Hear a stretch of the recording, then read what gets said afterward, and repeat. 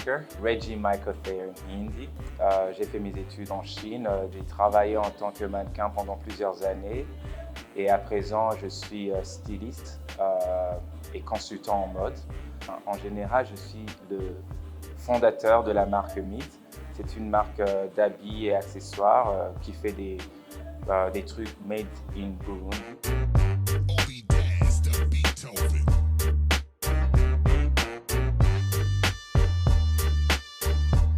Bon, mon parcours commence vraiment à l'âge de 18 ans à cause de ma passion pour la mode. J'ai commencé à travailler avec les designers. J'ai été scouted et puis c'est à partir de là que j'ai commencé avec réellement dans le mode de la mode.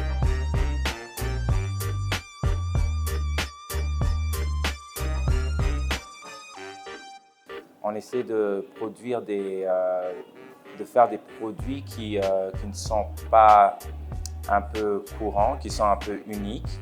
On essaie de mélanger les tissus africains avec des tissus qui sont importés ou des tissus d'autres civilisations, d'autres cultures pour faire quelque chose d'un peu unique. Donc on a aussi des principes quand on fait nos créations et ces principes seraient un produit qui est edgy, classe, cool, quelque chose d'élégant et quelque chose de chic.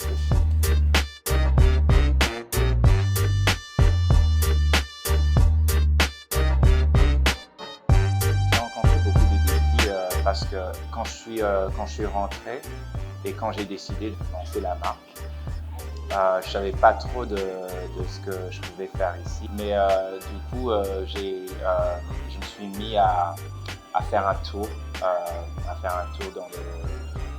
dans la ville de Bujumbura, de parler aux gens, de comprendre ceux qui ont fait ça avant moi. Parce qu'au début, vraiment, je ne savais pas si ça allait vraiment marcher. J'avais la passion, mais je devais percer, quoi.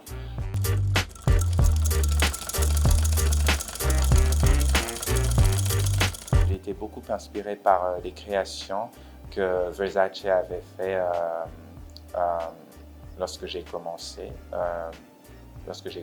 ma marque.